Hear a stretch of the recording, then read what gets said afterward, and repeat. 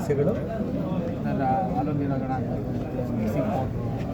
ಈಗ ನಾವು ಬಂದ ಮೇಲೆ ಯಾವುದೇ ತೊಂದರೆಗಳಾಗ್ದಂಗೆ ಒಕ್ಕೂಟನ ಲಾಭದತ್ತ ಕೊಂಡೊಯ್ದಿದ್ವಿ. ಈ ಸರ್ಕಾರದಲ್ಲಿ ರೈತರಿಗೆ ಪ್ರೋತ್ಸಾಹಧನ 5 ರೂಪಾಯಿನ ನಮ್ಮ ಸರ್ಕಾರ ಬಂದಂಥ ಅವಧಿಯಿಂದಲೂ ಕೊಡ್ಕೊಂಡಿದ್ದೀವಿ. ಮುಂದಿನ ದಿನಗಳಲ್ಲೂ ಇದು ಮುಂದುವರಿಯುತ್ತದೆ. ಮುಂದಿನ ದಿನಗಳಲ್ಲಿ ಆ್ಯಕ್ಚುಲಿ ಇದನ್ನು ಇನ್ನೂ ಹೆಚ್ಚು ಮಾಡಬೇಕು ಅಂತಿದ್ದಾರೆ. ಸರ್ಕಾರದ ಸೂಚನೆ ಬಂದರೆ ರೈತರಿಗೆ ಇನ್ನೂ ಒಂದಷ್ಟು ಪ್ರೋತ್ಸಾಹಧನ ಹೆಚ್ಚು ಮಾಡ್ತೀವಿ.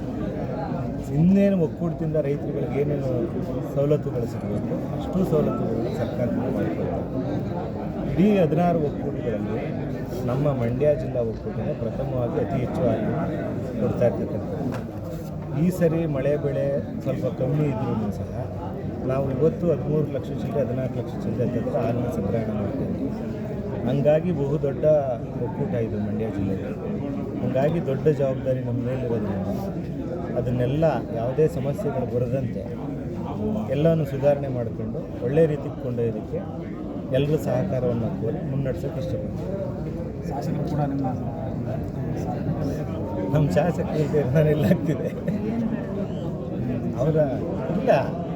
ನಾನು ಈ ಒಕ್ಕೂಟ ವ್ಯವಸ್ಥೆಗೆ ಬರಬೇಕಾದ್ರೆ ಅವರು ಫಸ್ಟು ನಮಗೆ ಕೇಳುತ್ತೆ ಅದು ಪ್ರಾಮಾಣಿಕವಾಗಿ ರೈತರಿಗೆ ಒಳ್ಳೆ ಕೆಲಸ ಮಾಡೋದಕ್ಕೆ ಆದರೆ ಮಾತ್ರ ಅಲ್ಬೋದು, ಇದ್ದರೆ ಬೇಡ ಅಂತ.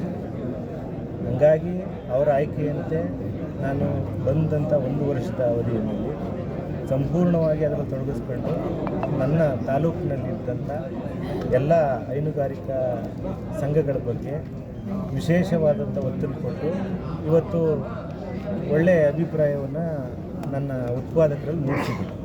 ನನ್ನ ಬಗ್ಗೆ ಒಳ್ಳೆಯ ವಿಶ್ವಾಸ ಇಟ್ಕೊಂಡಾಗ ಒಳ್ಳೆ ಕೆಲಸ ಮಾಡ್ತಾರೆ ಅಂತಕ್ಕಂಥದ್ದು ಅವರಲ್ಲಿದೆ. ಇದನ್ನು ಮುಂದೆನೂ ಕಾಪಾಡ್ಕೊಂಡು ಹೋಗ್ಬೇಕಾದಂಥ ದೊಡ್ಡ ಜವಾಬ್ದಾರಿನ ನಮ್ಮ ಶಾಸಕರು ಇವತ್ತು ನಮ್ಗೆ ಕೊಟ್ಟವ್ರೆ.